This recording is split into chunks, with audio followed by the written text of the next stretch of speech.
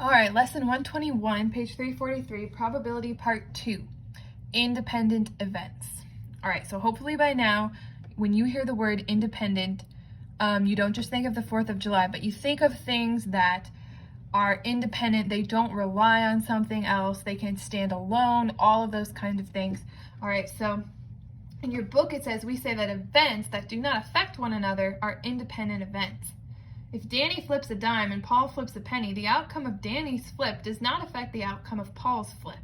Thus, we say that these events are independent events.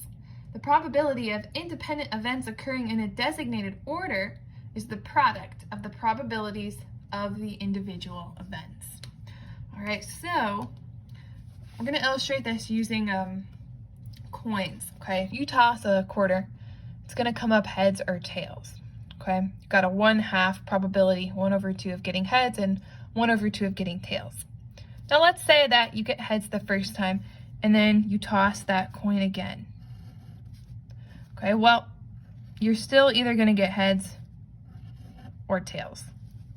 All right, let's say you got tails the first time and then you toss it again. Still the same choices. When you toss it a second time, you're going to get heads or tails. Right? Now, what if I asked you, what's the probability of your getting heads 2 times in a row? You flip a coin twice, you get heads twice in a row. Let's look at the chart we just made. Getting heads once and then getting it again. Okay, well, there's 1, getting heads, tails. Okay, that's not it. Tails then heads, no. Tails then tails, no. Okay, so when you flip a coin twice, now there are 4 different possibilities because you could get heads and heads, heads and tails, tails and heads, tails and tails. So the probability of you getting heads twice in a row is 1/4. 1 out of 4, right? It's also the product. If you flip a coin, you have 1/2 chance of getting heads. You flip it again, you also have 1 out of 2. You multiply those. If you flip a coin twice, the probability of you getting heads twice in a row is 1/4.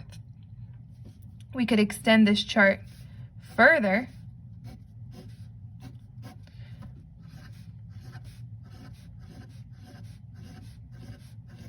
And see what our probability of getting heads 3 times in a row would be. And it would be 1 out of 1, 2, 3, 4, 5, 6, 7, 8, which again is the product of each toss. All right, so when you have independent events, so for instance, you're drawing cards out of a deck. All right, you draw a card out of a deck. What's the probability of your getting the ace of hearts? Well, 1 out of 52. You put that card back. You draw that card again. What's the probability of your getting an ace out of hearts? Well, it's still 1/52. But when you start to ask what's the probability of getting that in a certain order, then you have to start using products, okay? Because now it's not just independent events. It's independent events linked by an order. Okay, so example 121.1. A fair coin is tossed 3 times. What is the probability that it will come up heads every time? Well, we just did this. Each probability is 1/2. So you just take that, multiply it by 3, and you're going to get 1/8. Look at example 121.2. A fair coin is tossed 4 times, and it comes up heads each time. What is the probability that it will come up heads on the next toss? Okay, now be careful on this one. We already know what has happened the first 4 times. It just told us. A fair coin is tossed 4 times, and it comes up heads each time. That's already happened. So this isn't something that is going to happen. It's already happened. What is the probability that will comes up heads on the next toss? Well, think about it. If you toss a coin 4 times and it comes up heads each time,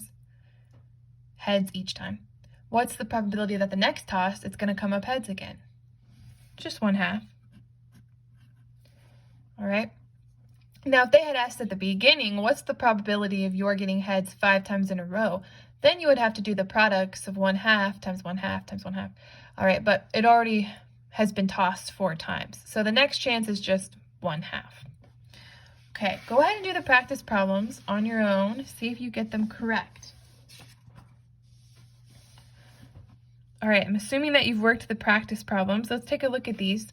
The spinner is spun 3 times. What is the probability that it will stop on 3, 5, and 1 in that order? Okay, so we've got 8 choices. So the probability of its stopping on a 3 is 1 out of 8. The probability of it stopping on a 5 is 1 out of 8. The probability of it stopping on a 1 is 1 out of 8. So we have to do the products. All right, so 1/8 times 1/8, that's 1 over 64. And then that times 1/8. So 64 times 8. 8 times 4 is 32. 8 times 6, 48 plus 3, which is 51. So 1 out of 512 that you'll get those 3 in that order. Not very good chances. All right, the second one, the spinner is spun twice. What is the probability it will stop on either 3 or 5 the first time, and it will also stop on 2 the second time? All right, well, the first time it can stop on 3 or 5 out of 8. So that's 2 out of 8.